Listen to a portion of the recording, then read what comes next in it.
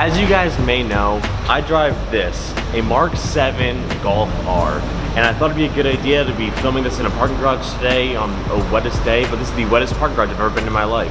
What is going on, guys? I hope you guys are having a wonderful day. So I've now had my Golf R for a few months, and in that few months time, it's definitely made me learn a lot about the car, and it gave me a few things I'm not the happiest about. Now this video is pure opinion, so if you don't agree, then you don't agree. But here's 5 things I don't like, or 5 things I hate about my Mark 7 Golf R. And since we're already on the outside of the car, we're gonna start with some of that. The first thing I hate about my Golf R, and again, this is all personal opinion, is the shape of this car. Because some angles, this looks like a minivan. I think it's because it has 4 doors and a big weird thing on there. So if you're looking at like a picture online especially, this car kind of looks like a minivan. It's like this angle specifically. There are just certain hatchback things, I guess, that make the car look like a minivan. So in pictures, it kind of doesn't look the most flattering at times. Again, coming from a BRZ where that car looks good in every angle, this car does not look good in every angle. Number 2 on my list, and I think this becomes a problem, or could be a problem because I live in a place where it does snow, is half the things on the outside of this car run off of electric motors. And you may be asking, why do I hate this? Because I've been in times where it's been so cold that you can't even open the door because the door is frozen shut. And everything on the outside of this car, the mirrors and the rear view camera, operate with motors. For example, when you lock the door, these mirrors tuck in. When you go in reverse, this opens up. Now, thankfully, it hasn't been cold enough this year to freeze everything over where I can't even open the doors. And it's been a little while since it's done that, but there's a possibility, and I'm afraid that if it freezes, one, my mirrors aren't gonna open up, causing a hazard because I can't see behind me. And I have a feeling that, again, with the camera, if it's not opening up, I'm not able to see behind me when I'm trying to reverse. I have my one mirror I'll be able to use, but my other mirrors and the camera aren't being used because they're not opening. I'm afraid it's gonna strain them and break them. Recording this in a parking garage is really awkward because everyone's just staring at me as they go by. So that's my main complaints on the outside of the car. So now we can go on the inside of the car and I'll show you some other things that I'm not a big fan of. Now, every person has their preference on shifters and clutch feel, and I'm putting both of these in for number 3 because it's something that I personally don't like, especially coming from a BRZ, and I'm assuming that this shifter uses shift linkage as opposed to just being in the transmission, but this shifter feels kind of sloppy. It just doesn't have the notchiness that my BRZ had. Again, some people, they like that sort of thing, but I like a really notchy transmission, and this car just doesn't have that. And since we're still talking on the shifting, man, why'd that cop look at me? Boys, I might get arrested. So again, talking on the whole transmission side of things, the clutch pedal on this car, and I don't even know how I'm going to explain this to you guys because you might not understand what I mean. The clutch pedal is super springy, and I don't even know how to explain that without having you guys feel it. So when you press the clutch down, it goes down and it just shoots right back up. And I know that's kind of what a clutch is supposed to do, but it feels like there's a giant spring in it. So you feel the resistance going in, and then it just really springy, and I can't explain what I mean. It's kind of dark in here, but it just, I don't know. It's just very springy, and I'm not a fan of that. Jumping into kind of the performance aspect of this car. So why do you guys drive so close to me? Number 4 is definitely going to be they're just staring at me, man.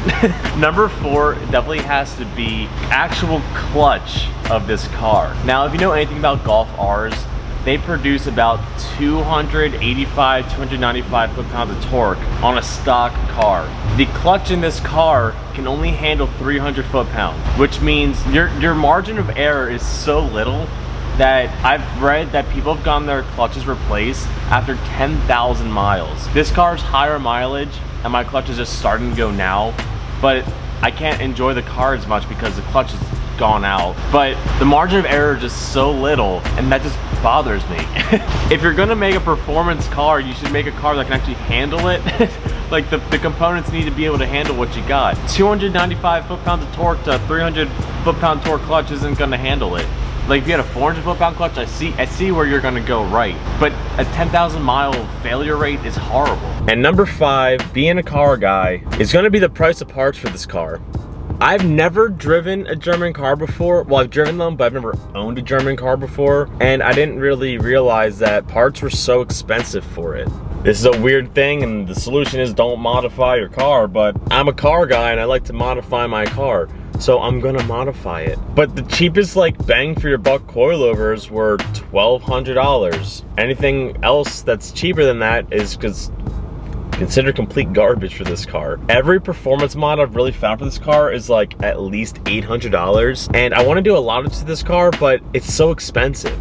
Yes, I understand this is close to a $50,000 car, so the higher price the car goes up, the more expensive parts are gonna be, but coming from a BRZ again, and I compare this car to the BRZ all the time, even though they're not even in the same realm.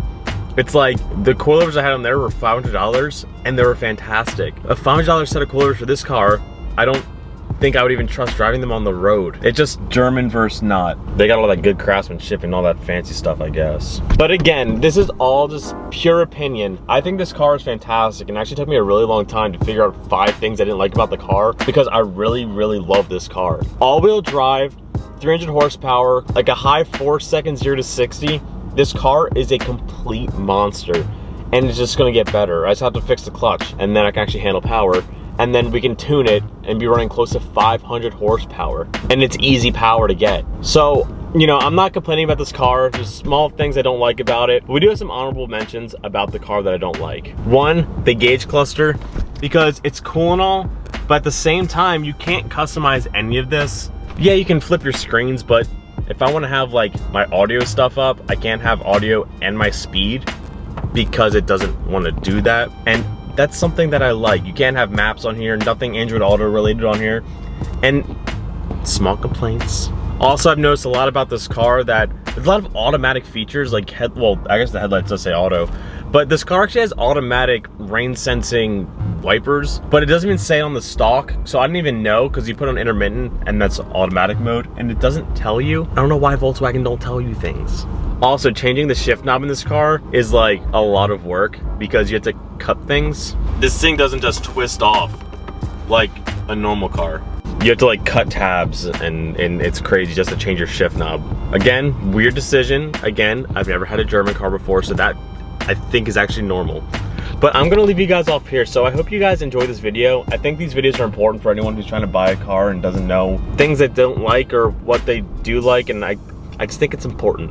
So I'm gonna leave you guys off here, so if you guys please do me a few things. Comment, like, subscribe, keep doing that fun stuff, keep doing you, stay motivated. I'll catch you guys next time. Peace out and peace.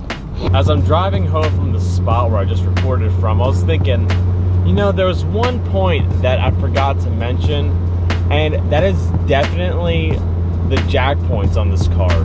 Because there's no just front jack point or back jack point. You have to jack it up from the back to jack up the front, and vice versa. And that is the dumbest thing I've ever experienced in my life, because they designed this car to be worked on with a lift, and I don't have a lift in my backyard, and I think that's a big one. So if there was a number 6 on my 5 points, that would be one. I just forgot to mention it.